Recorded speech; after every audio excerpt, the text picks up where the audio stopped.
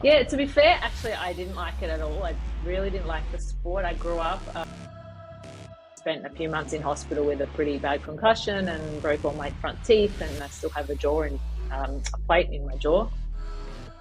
Was able to win a national championship from borrowing a friend's bike, sort of just last minute. I remember one of the hardest things I had to do in my sporting career in those years. And I remember writing this email to the national team thinking, oh, I cannot, I cannot do this. Like I felt like I was a biggest failure to them, to myself. And for me, that wasn't training. For me, that was just fun. You race each other up the hills and you just have a good time. And the whole time, of course, you're getting stronger in the process, but you don't know that.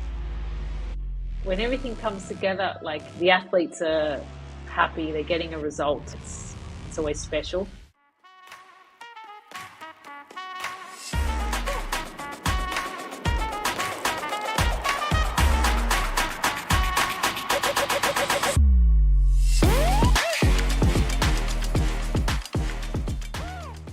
Carla, Yeah. welcome to the show. Thank you. Thanks for having me.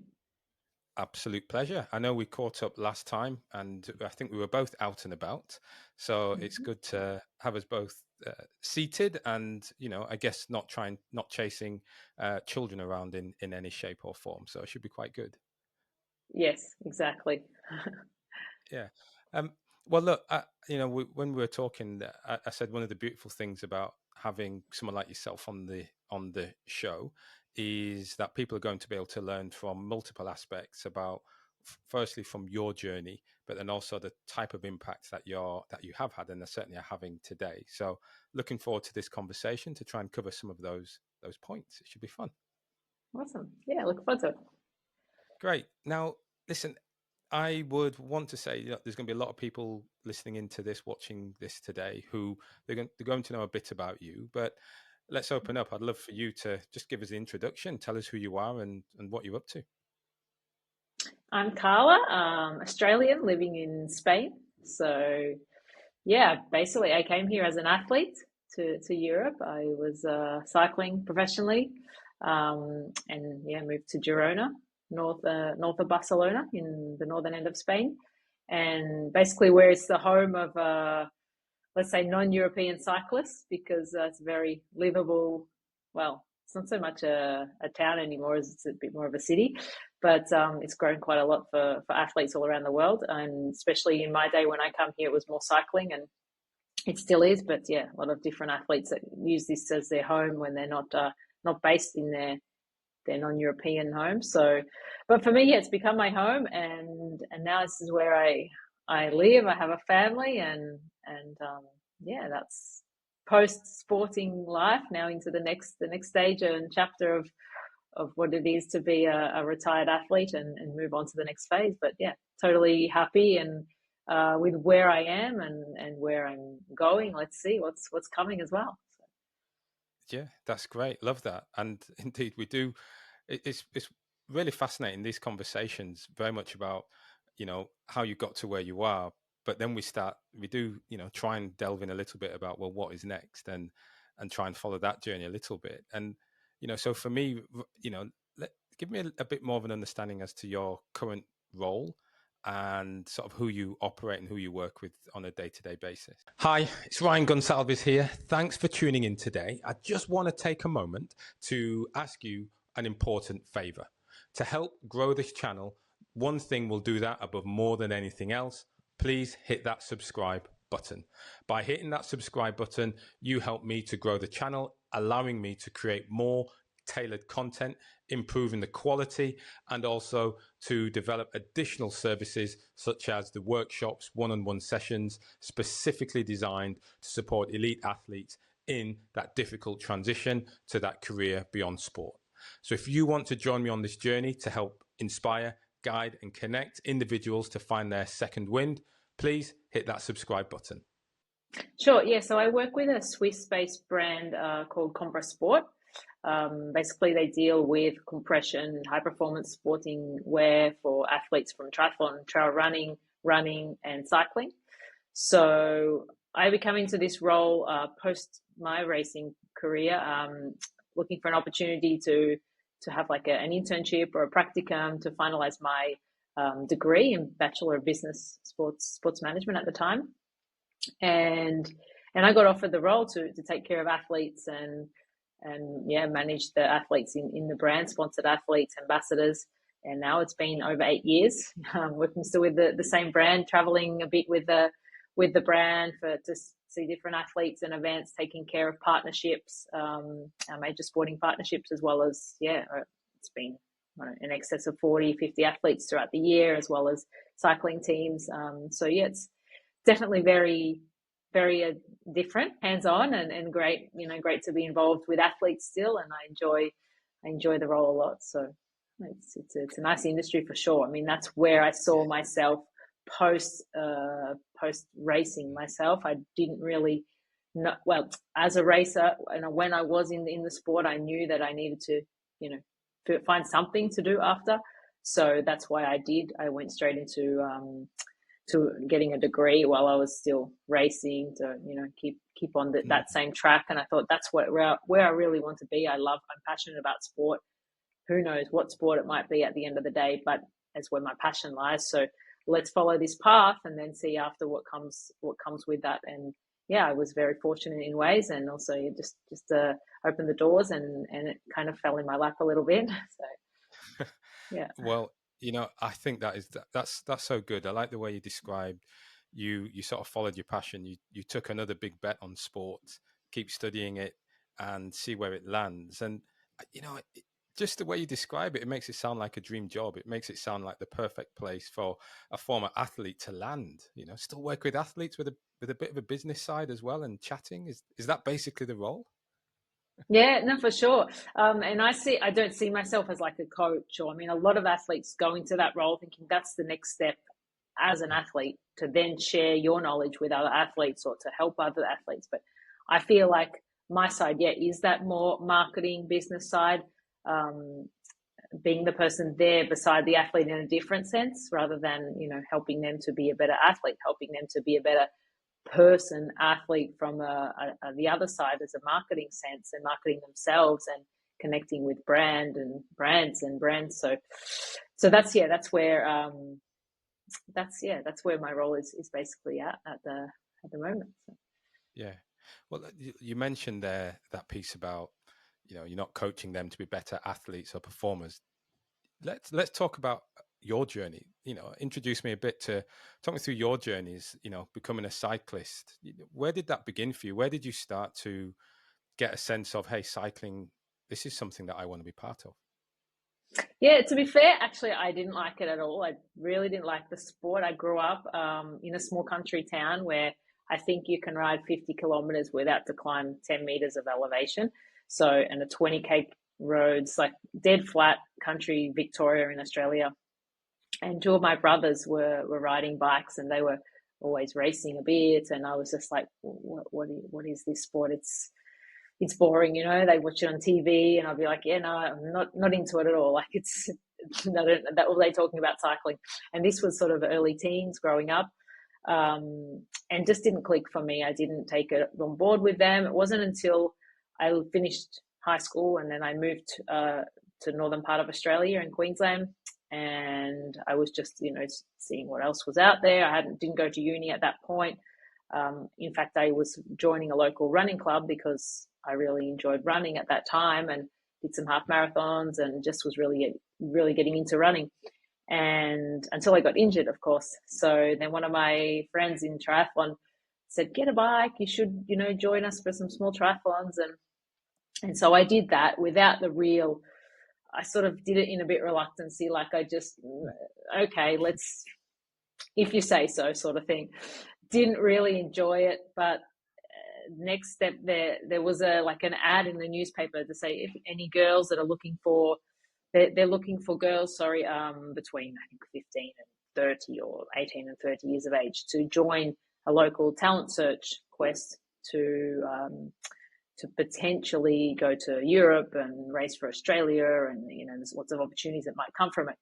So my friend was like, you should go and get your testing done, your VO2 test. I mean, just even for that, just not even to go into the academy or to just to Just see fun. where your numbers are at. Yeah, see how fit you are, basically. And I was like, all right, yeah, let's see. So I sent an email to the person in charge, and they're like, yeah, I'm sorry, it's actually a bit late. We've closed the applications, but anyway, look, come in. We'll do a lot. We've had like 100 girls already apply. We can't take anyone else, but come in anyway, and we'll just do some tests on you. I said, okay, fair enough. So I did that, and it pretty much, yeah, it went exceedingly well, and I surprised myself and them as well with my numbers. So I guess I had a bit of I had a strength from running, and yeah, I didn't have the strength in the legs from cycling at that point because I hadn't done much of it, but I had a good engine aerobically and from my running days. So they said, look, we're going to open up another spot for you. So they took 12 girls on board, and I was one of them, and it sort of just went from there. I That's went into the amazing. academy, and things just sort of, I had to basically learn to ride and race. So Jesus. coming in from that point was not like I'd grown up on a bike. So for me, the challenge as a cyclist then was actually being able to race technical, like to learn the technical aspect, because I had the engine, but I didn't have the skills. So Yeah, yeah, that's yeah. amazing. I didn't realize you could get into something like cycling quite so, relatively late. Yeah. But for you, it showed, the engine, but not the skill. I mean, was that normal? I think it's becoming more normal because there were after the around this time, and I think even now you see some of the younger guys come through that you have these Swift programs where you can earn a spot into a pro team. They may not have Sure. the skills, but they've definitely they show they've got the power, and they can make it in a different way. So I was around 21, and I hadn't even been on a bike apart from the BMX I rode as a kid, so just around home. So yeah, I think it's becoming more and more like more More normal. acceptable or normal to Than be able to do that. yeah, to Well, I do tell that. you Yeah, what is fascinating is that you well, you said you came in at 20, 21 years old. I get a sense that for the first 20 years, or at least as an early teen, you hated the sport. So, from one where you talk about a passion and you jumped into sport and you kept it going, and that's hence what's got you into the role as you are now, it didn't start off as a passion. What do you no, think? What shifted? yeah. For me, sport as a has been from my birth. No, I won't say birth because I didn't come running out of the womb as such, but literally, yeah, from a young few years old girl, I was playing any sport that I could. So from tennis, squash, badminton, swimming, athletics, netball. In Australia, it was everything from go to school, and then after school you'd go to 3 different sporting activities until literally fall into bed, and you do that all during the week, and then on the weekends you play. And I think it was just our way to do something in a small country town. We took that route rather than maybe the route that was probably the less less healthy way, Mm, like with yeah. So anyway, so we went down that route, myself yeah, and my brother, and from there it was just like a love from the yeah, beginning. That's all I wanted to do, and it was a social thing. That was my way of hanging out with my friends, and was going to do all these sports with them, and meeting other people, and that just progressed all the way through school until when I left school. Then it was still my urge to keep on doing things. So there I found a running club, and I was doing sport then with other people, and new people, new friends, creating just new networks. And for me, that's sport and social shouldn't be separate. They're, to me, yeah, they're combined. And that's for what I really loved about cycling, that I took to so much, is because we had this team of girls, and then I actually, some of them my best friends to this day, and they just, it was not really about training in the beginning. We'd go out in the morning, even if we had to train before work. It was like 4:30 in the morning. You get up, you go and do 3 or 4 hours on the bike, and then you stop and have a coffee and go quickly rush to work. But it was yeah, just like, for me that wasn't training. For me that was just fun. You race each other up the hills, and you just have a good time. And the whole time, of course, you're getting stronger in the process, but you don't know that. You just it's a new fun activity. So that's where my passion grew for the sport. I think because of the social aspect. If from the first day you say I have to go and do this on the bike, I have to train I have to do X amount of hours by myself, these intervals, probably I wouldn't have the same passion for it that I do today. And for any sport, to be fair, because for me, yeah, like I say, sport and social, they go hand in hand, and one without the other, I don't really enjoy it. So if I have to go and do something by myself, it's not the same as if I can go and do it with a friend, or Yeah. I think that's what it's all about, and that's what sport is about, really. Yeah, it is, and I'm so with you. I love the fact for you it's so intertwined with the social aspects, the friendship, the communication as you go, but then as you say, a little bit of competition, racing one another up the hill, doing these types of things. Exactly. It sort of gradually comes in.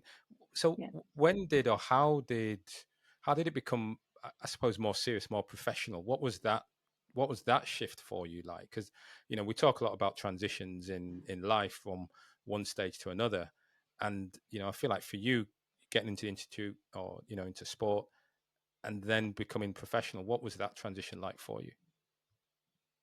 Yeah, it was very exciting. I mean, it was like, I guess not expected, because it was all my life. While I've had a talent, because I just have the ability from growing up doing so much sport, and it's always been a part of me, and I have the strength over the years. But I never really thought that it would be a profession. So when I got the chance to go into this squad, it was sort of like, wow, actually I could probably, just let's see how far I can take it. I was working, but I took my work. Eventually could cut my work back a bit so I could train more, and tried to find this balance, because I was actually starting a small business at the time, and I thought, oh, actually, do you know what? I will never get this opportunity again. Let's me put this on hold, and I'm going to just go for it. I love sport in general. Let's see. It can be cycling, running, whatever it is. I'm gonna go for it. So um, a whole time, of course, just enjoying it, but just I guess each step of the way, sort of taking a little bit more, yeah, taking it to another level. So I'd sort of to start to look at more how I can be better, and going Yeah, that extra mile at 1%ers, and which as a beginner you don't really think too much about, but as I start to see myself getting stronger, and having some results, let's say, I thought, well, maybe I can do something with this. So then I yeah, did start to take it more seriously, but without forgetting the what I love about it. So which later in my career, I had to go back to this moment, fine. thinking about what actually brought me to this in the beginning, and why did I get so much success and enjoyment and fulfillment throughout the Yeah, processes of why. So I'd often question myself that later in the career, where I did struggle with with why I was doing it, and what made me happy, and everything. Then yeah. that was those little moments, and I think, gee, yeah, it was really it was really about that, finding that enjoyment, but continuing to push yourself and reminding yourself why you're doing it. So So yeah, it what was started your to become motivation? What was your my motivation at that motivation time? Yeah, early on. Um, yeah, just I thought, I mean, I was young, free, and just wanted to enjoy. Like, I just wanted to see how far I could take it. So pushing and my what did own you? limits of myself, I wanted to see my own limits, really. Like, could I be the best in Australia? Could I be the best in the world? Could I be? I don't know. Let's see. Actually, where is my limit in the sport? Um, Mhm. And so and with yeah. that push, what did you then have to start to reduce? You spoke about you were starting your business. You had ideas to go down that path. What did you have to start to give up in order to put more effort into your sporting world? Oh, for sure, I had to give up like my financial um, income. I mean, but this part of things really had to go back a step to in order allow myself to progress.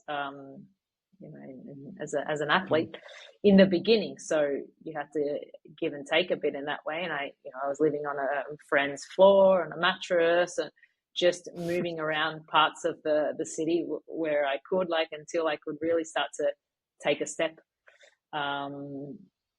In fact, for my first race, I broke my wrist. It was just things didn't go that smooth in the beginning. So that's where I say I missed the skill set straight, from the beginning. So that I had to also really practice that and learn. And then step by step, things started to go better within a national domestic scene. And then I was able to win a national championship from borrowing a friend's bike, sort of just last minute. You're And saying that, and all the people who beat are thinking, I trained hard, I had that special bike, and you borrowed a bike, and just off you went. Well, that's I mean, that was a fortunate moment as well. I think obviously that's where the talent helped me, and I was able to.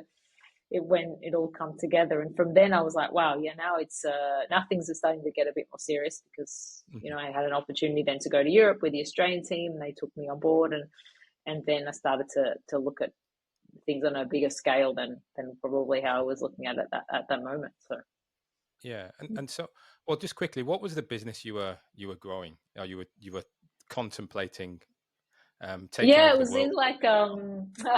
not so much taking over the world, but it was just something I wanted to start something of my own, and not knowing I hadn't gone to uni. I was not sure what I was going to do at uni at that point in time. Okay, let me start. I wanted to do something of my own. So it was called the Gourmet Girl. So it was like small gourmet food I was selling at the local markets in Brisbane, in Australia, where I was.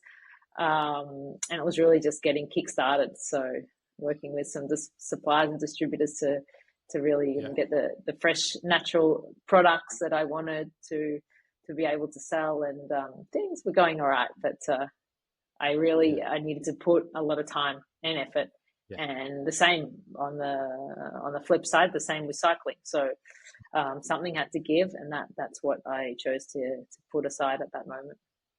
And so, what was the European experience for you like? You gave up Gourmet Girl. What was it like competing, year after year in world championships? How would you describe that experience? I mean, crazy. I feel, it's a life experience, really. There's one hand, it's a sporting experience and the connections you make, the places you see. In fact, I don't know half of my country to what I know of all of Europe. I'll say what I've seen of Europe than what I've seen of Australia. It's quite.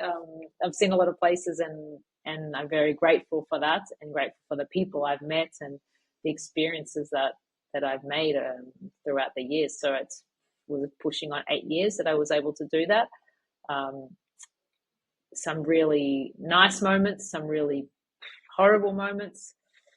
In terms of accidents, and it's not the always smooth sailing sport, high level sport, and especially on a road bike, the accidents are a part of it. So they do. They look off on TV.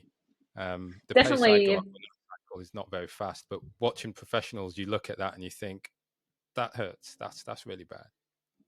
Yeah, for me, it really one of my accidents really shaped the rest of my career. Things might have been a bit different, hadn't happened, but it's a part of it. Like I said, and I can't regret.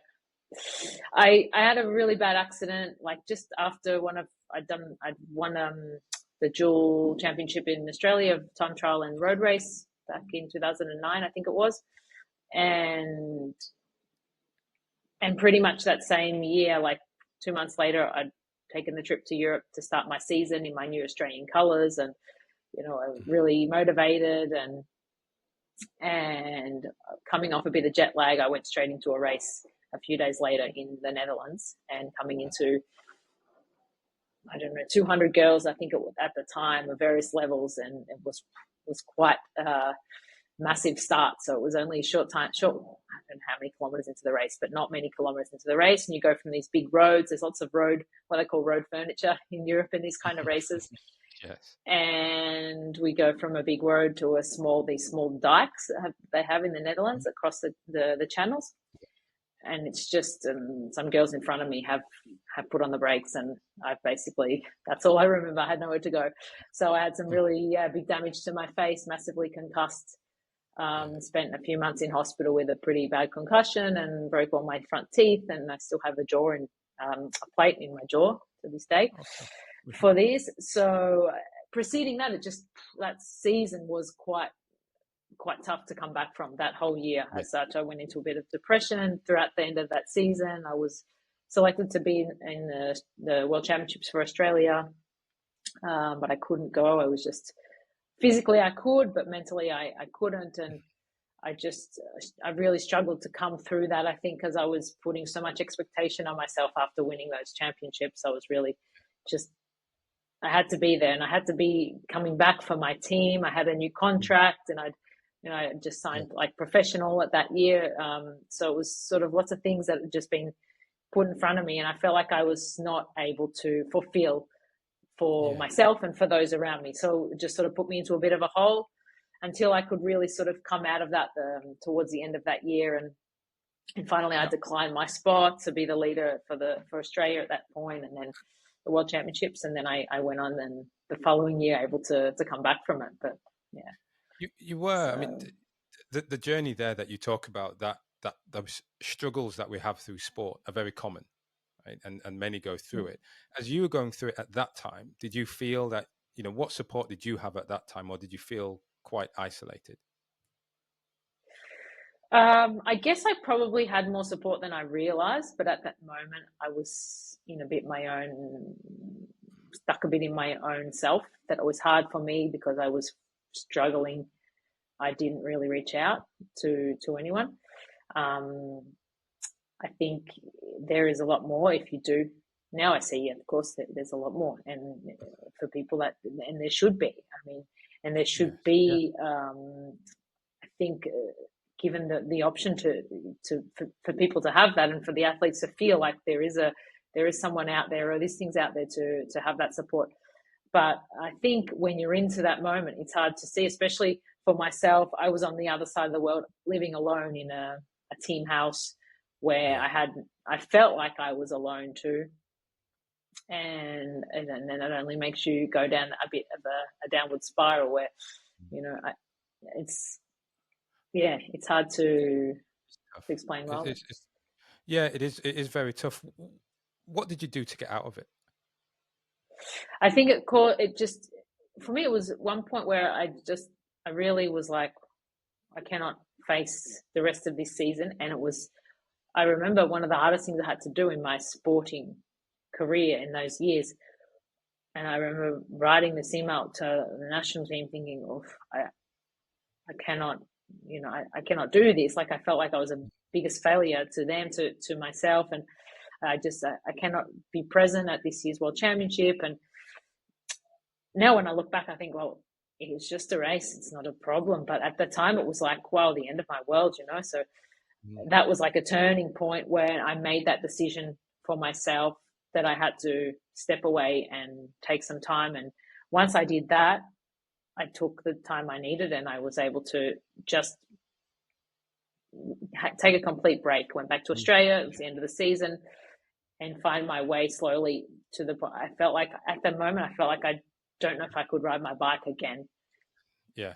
Because I didn't want to, and I wasn't in the mental space, but I just felt like I needed to do other things that I found enjoyment in. So that's when I did. I took to other things. I went back to running for just to enjoy, and finally, I took to the bike again without any pressure and without any calculation of what I was doing, or any calling it training as such. I just went out to enjoy, and then slowly it came back, and of course I still had a contract, so I hadn't given up completely, but I just needed a time away. And the team manager at the time of my team was very supportive and said, go back to Australia, take all the time you need to have a break, and don't come back until you're ready. Yeah. that was, for me, I You felt did. super supported. Yeah, for Yeah. sure. I mean, Yeah. after the years following, for sure, it affected me, and that's where I say that it really was like a turning point in my whole career, because as a racer, I was never at the level. I was never at the level again. Physically, yes, but mentally, I was never able to race like I did prior to that accident. Hmm. And I tried everything. I had to go back to the basics and do descending training, Hmm. do more skills training, because I didn't have the confidence anymore to race like in the peloton after that accident. So yeah, I mean, Yeah, it so was a it does. I mean, these moments, like you said at the start, they define us. They they shape our world, right? And they shape, and you speak there about that confidence factor.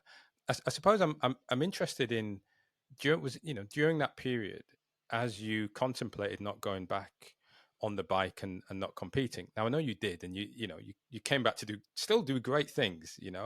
Um, I'm curious, when you thought about stopping, what did you think you would do instead?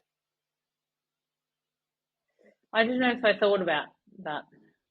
I No. didn't. I just No, I just thought at that moment, I just thought, I need to. I actually did. I thought, I don't know if I, yeah, well, like I said, I don't know if I will be able to come back to doing this, because it's not right now. I'm not enjoying what I'm doing. I'm not enjoying it. I'm not enjoying this sport, and I don't want to also take the spot of someone that is giving Mhm. everything to be there, and it's not fair. And it's also Yeah. the sport is too hard to not enjoy Yeah. as well. I mean, So, you have to put in the effort, but you have to enjoy it. And I didn't think so much about what would happen beyond that, but I was thinking it's got to be better than what I'm feeling right now. You mm, know what I mean? So, yes. Yeah. Yeah. Yeah. um, Well, as you come into, and so now I'm interested now. Giving up work. So early on, you're working part time. Then you make the jump contract. You go into sort of full time professional cycling. At what point did you start to think there's going to have to be something that follows this? yeah, for sure. I always knew, of course. I mean, you always know that it's Hmm. not going to last forever. In fact, I didn't even think twice about that. I knew that early on. Okay, I'm going to put a business aside because I'm going to do this for a short period. How long, I don't know, but let's roll with it, because I'm never going to get this chance again, and it's what I really want to do. Be involved in, being a professional athlete. Well, that's a dream for sure. So I rolled on with it, of course, and then it got to a point where I was thinking, what do I want to do? I think for me, more so, I didn't really know what I wanted to do post. So it was just sort of post sport. I was sort of Hmm.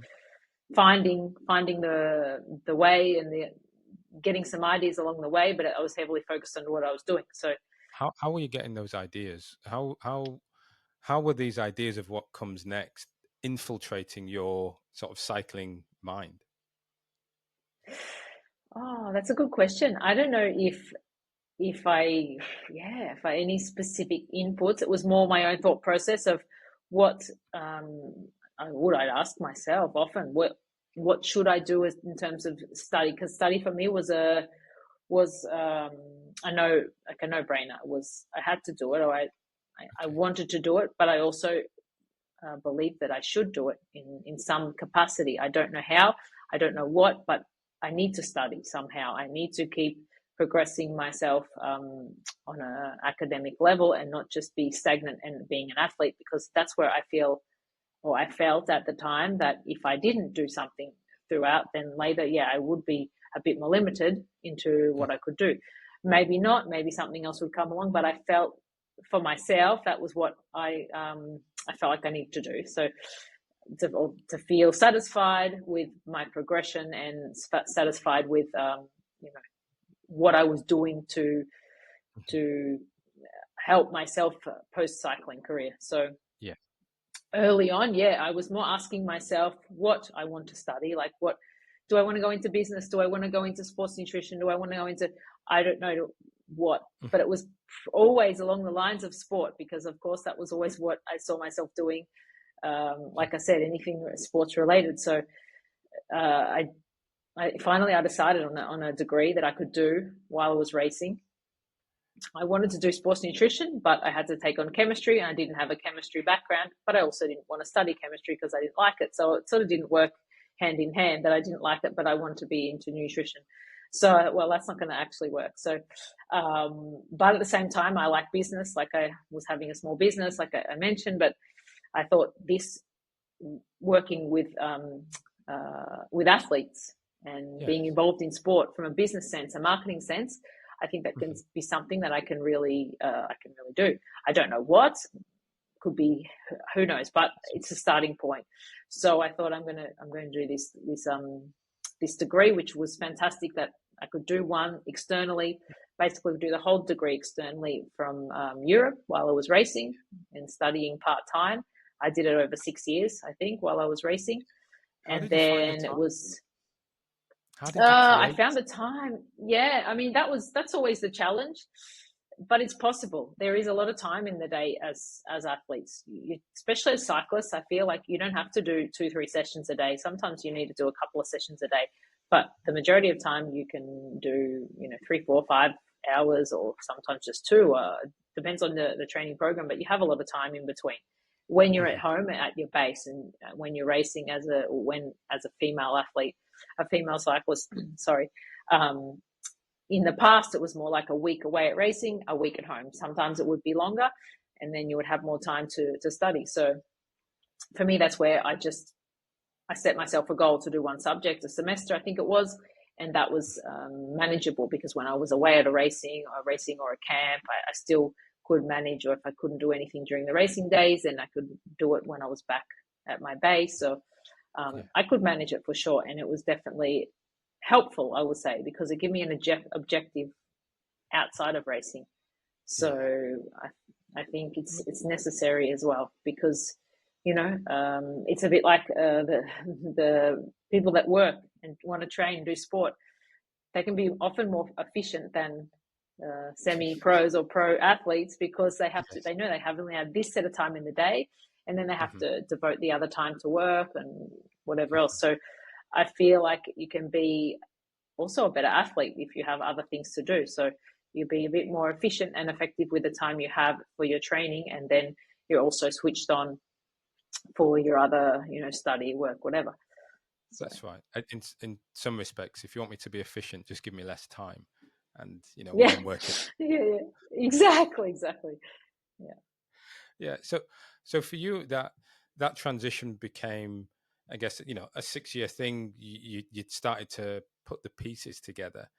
Now, as you came towards the end of your degree and your career, what was, did finishing your degree sort of propel you to think, okay, it's time for me to stop cycling? Or did these things come together just sort of naturally? When did you know it was time to make some bigger steps towards that transition out? Definitely the last few years, like, I had not the best run with illness and injury.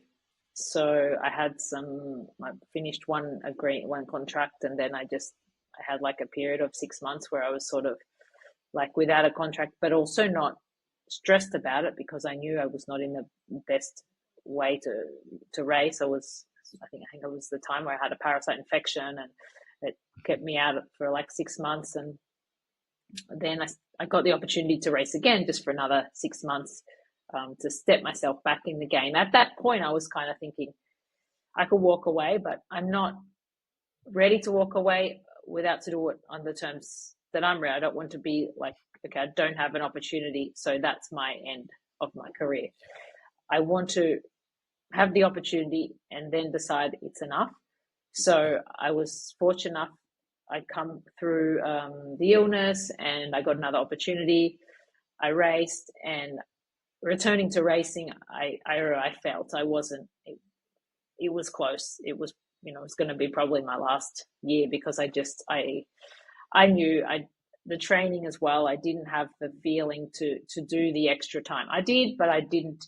I mean, I did what I had to do, but I didn't. Let's say I didn't enjoy it like I used to, or I was already thinking, oh, I could be going to study now, or I could be doing this, or I could be, that's a lot of time to train today. Well, that's, it was sort of, wasn't the same feeling anymore. Like I was thinking, well, if I do this and I, I'm targeting that race, and if I could do this extra climb here or do this extra interval, or wasn't really, didn't have the same effect on me anymore as it used to. So cycling and training and so forth. So that's when I started to realize, okay, now we're getting close, and it's just a matter of time. And in fact, it was towards the end of that season then when I had another accident and I broke my wrist, the same wrist I broke when I had my first race. And I was like, I said to myself, that's a calling. I'm going out on the sport like this. And that was it. I decided that's it. I'm come in my first race. I go out my last race with that same injury. And that's what I decided. I decided that was it. I didn't have the desire to come back again from something to try to fight again for another contract when I was 21 or 25.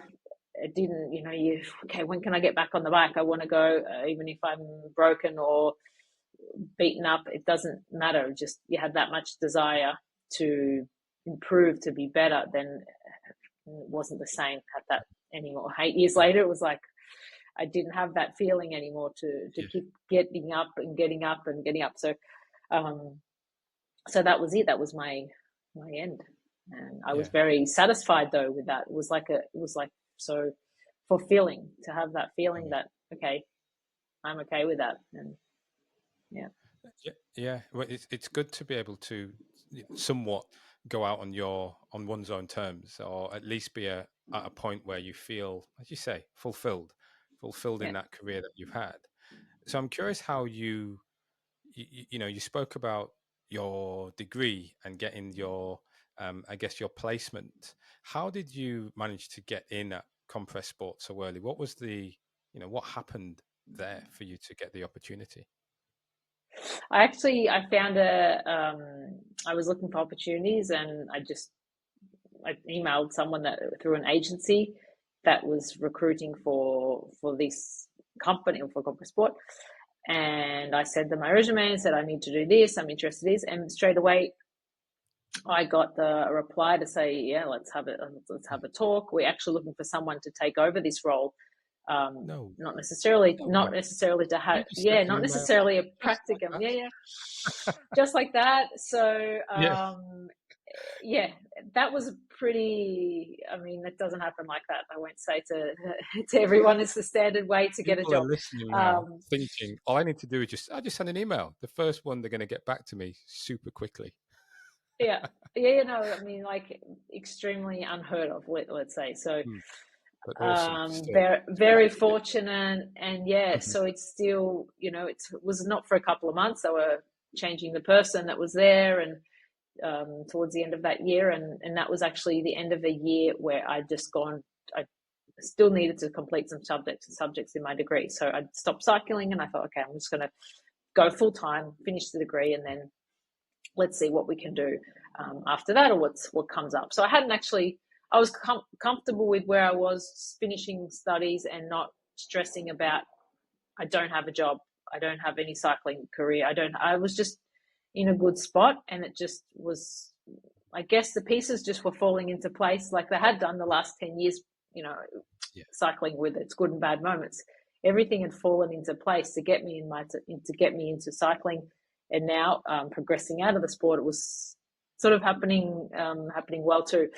So I went with it, and I said, okay, I haven't finished my degree 100% because that was going to be my practicum, but I was a bit unsure. Let's say, I didn't know, should I just take this step and go for it, or what's the worst that can happen? And 8 years later, now I'm here and still here and doing so many cool things. So, which is really cool, and I guess let's talk a bit about that. And I'm keen then. What was it like coming off the bike and the study to go into this office environment? How did you cope with that? I think I coped pretty well, actually. I think I didn't feel like it was challenging. Um, Coming from studying and being diligent, and I think studying and racing, training, everything around that whole environment, and really set me up for that role. It was also a role where you're based from home, you just travel to races and travel to the office every now and then, which is Annecy in France. But it was easy to transition because I already had that um, time management skills. I knew how to work.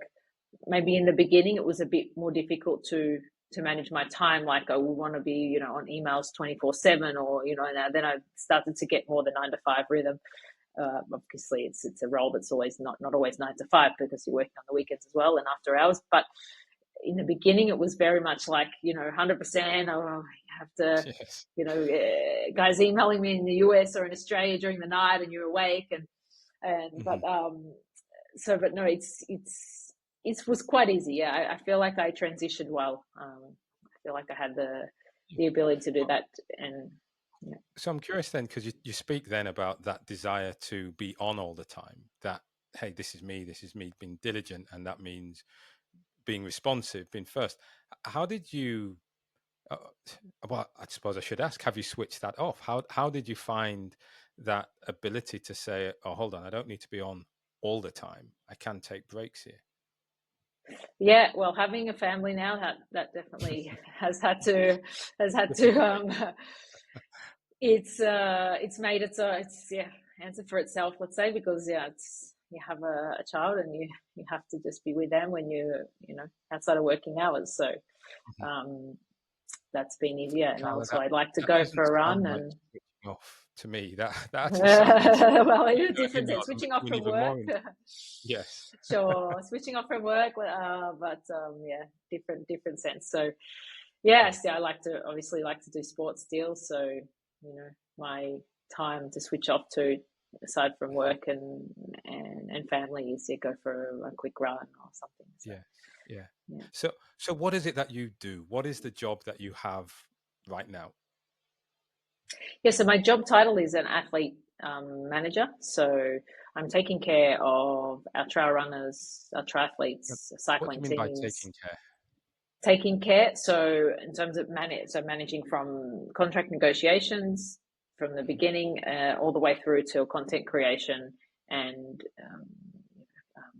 everything that we want to do with them, Yeah. activations with them around the brand, taking care of Mhm. their products that they need, what we are working with our digital team, our digital marketing social media team, and how we want to communicate on the athletes throughout the year, Yeah. organizing training camps, being present at events, doing activations with them at events.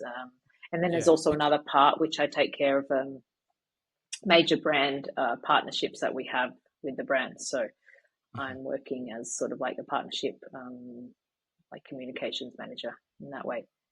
Yes. Yeah. So for because I think as a lot of athletes who I speak with who are keen to look at what's next, they talk a lot about. For me, they describe your role, but they talk a lot about working somewhere in sponsorships, working in athlete management, and for many times I say to them, "Well, what does that mean to you?" And they always find it very difficult to describe what it is. But I think if I understand your role, it very much is for Compress Sport as a brand, as a clothing brand, will sponsor athletes, will fund athletes with equipment, Sure. etc., for them to wear. Um, Yeah. but in return, well, you want them to wear it, but it's also, like you say, activation. It's getting them to be present at events, doing different filming and things like that for them to, Mm-hmm. I guess, be role models for your product. Yeah, Yeah, correct. yeah, Yeah. So we sponsor athletes, and then obviously, as like any agreement, you give and you take. So we work out what we're giving, and the financial and material, and all the other part, and then what they're giving back in return. So it's basically a full circle. The role that I do integrates the full circle of everything around what we give and take from the athletes. So yeah. I think that's for me, it's really interesting, and it's fascinating for you to move into that role as a former athlete. You know, so when you sort of stepped in, you didn't imagine what this role would be. You've grown this role, or indeed it's grown with you. We spoke about what's next. What do you think's next for this sort of area that you're working in, perhaps in not just your role, but industry wise, that sort of athlete partnership management? What do you think might be next in that world? I mean, the world is growing immensely from where I've seen where it's gone from the beginning. Even the experience I've had with athletes and agreements and the specificities. I can't even think of the word. Maybe that's not a good one to use there. Let's not use it. Yeah. Yeah, yeah. The So going back, yeah, from where I was when I started with the role to today, to see the changes is immense. From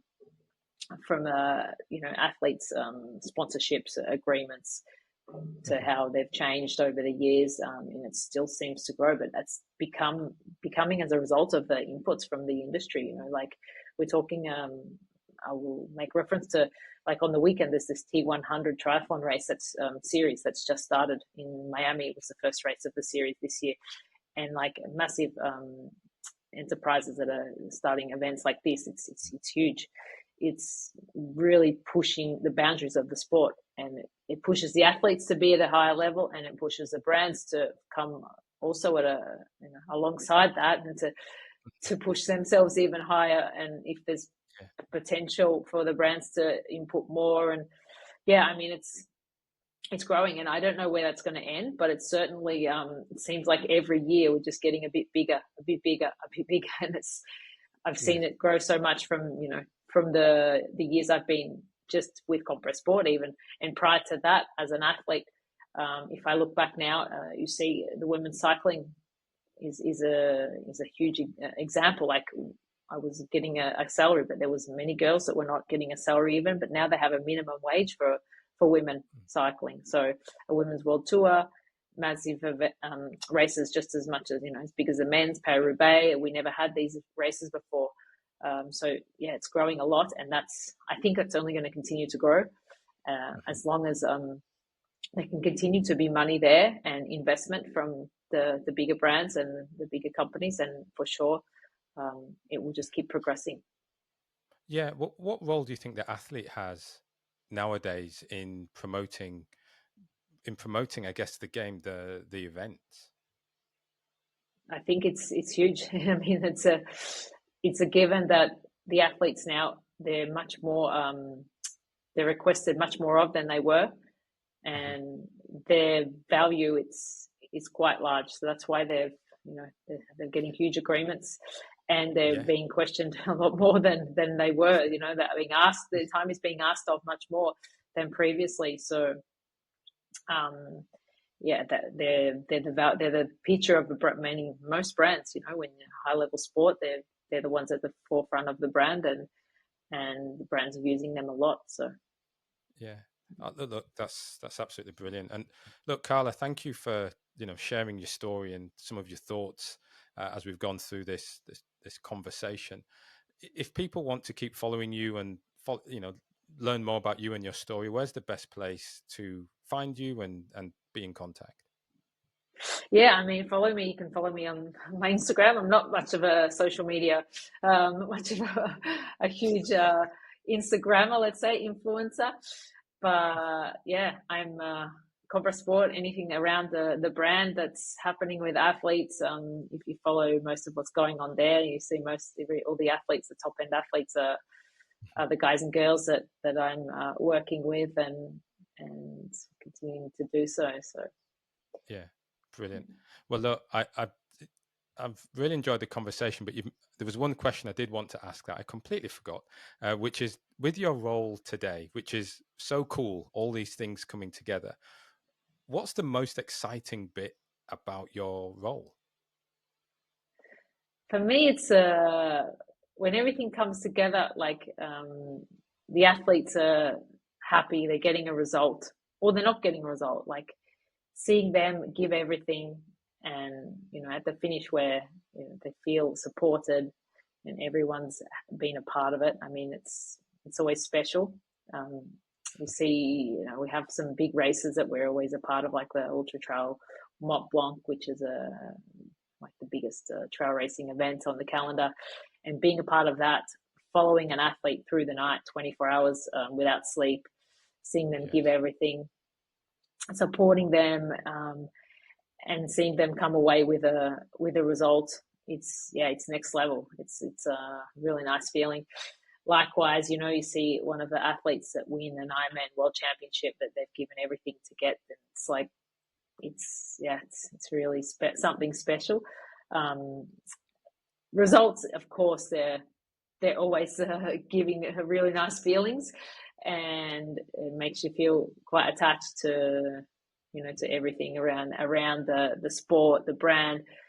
But aside from that, just working with athletes that are passionate, genuine, they love what they're doing, and they're it's super nice. It's super nice. Yeah, wonderful. Carla, thank you very much for sharing your story with us today. Hey, no problem. Thank you.